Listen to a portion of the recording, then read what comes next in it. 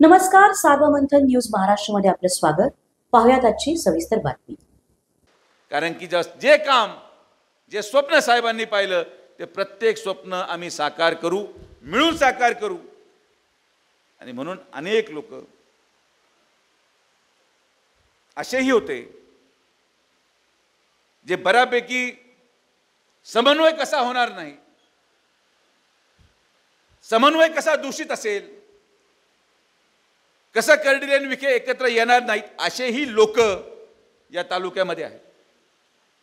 साहेब ओळखत होते, मीही ओळखत होतो. पण आमची एक रणनीती असायची, ती मी काय आता सांगणार नाही. लोकांना असं वाटायचं की ते आम्हाला मूर्ख बनवत होते, पण आम्हाला दोघांना माहित होतं आम्ही काय करतो.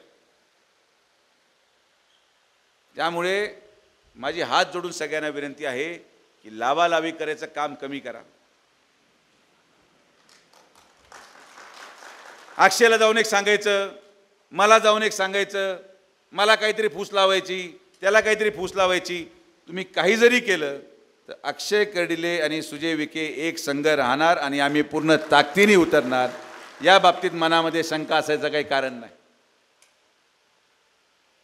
आणि म्हणून मी स्वतःला पण नेहमी सांगतो आणि अक्षयलाही नेहमी सांगेल की कुठल्याही प्रकारे कानावर कुठलीही गोष्ट मी केलेली तुम्हाला पटत नसेल तरी मला लगेच फोन लावून सांगायचं आणि विचारायचं की दादा तुम्ही हे सांगितलेलं आहे का.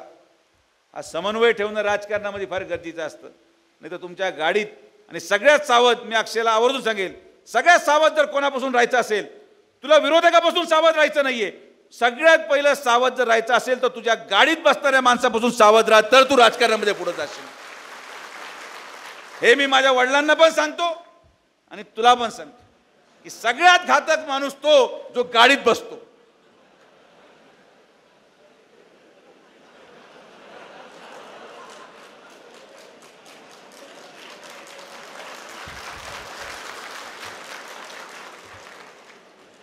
मी म्हटलो ना की मी हसवणार सगळ्यांना. जो माणूस गाडीत बसण्यासाठी घाई करतो ना, तो उतरल्या लावालावी केल्याशिवाय उतरणारच नाही, या संकल्पनेतून तो गाडीत चढतो.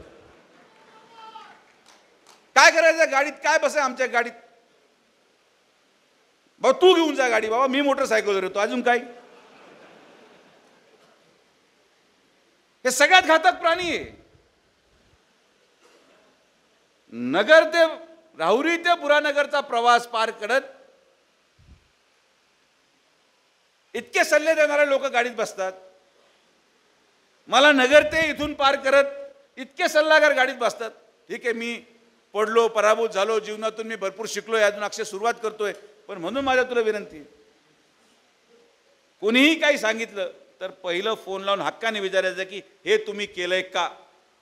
99% माझं उत्तर नाहीच असणार, पण तरी सुद्धा असं कुठलंही काम, कुठलंही वाक्य, कुठलाही शब्द जो आपल्या विश्वासाला तडा देईल, असा कुठलाही वाक्य, कुठलाही शब्द जो कर्डिले साहेबांबरोबर विश्वासघात म्हणून दिसेल, ते काम सुजय विखे कधीही करणार नाही. आणि म्हणून हे नुसतं त्याच्या गाडीत बसणाऱ्या माणसाला नाही, माझ्या गाडीत बसणाऱ्या माणसांना पण सांगतो की जर माझ्या कानाला तुम्ही लागले,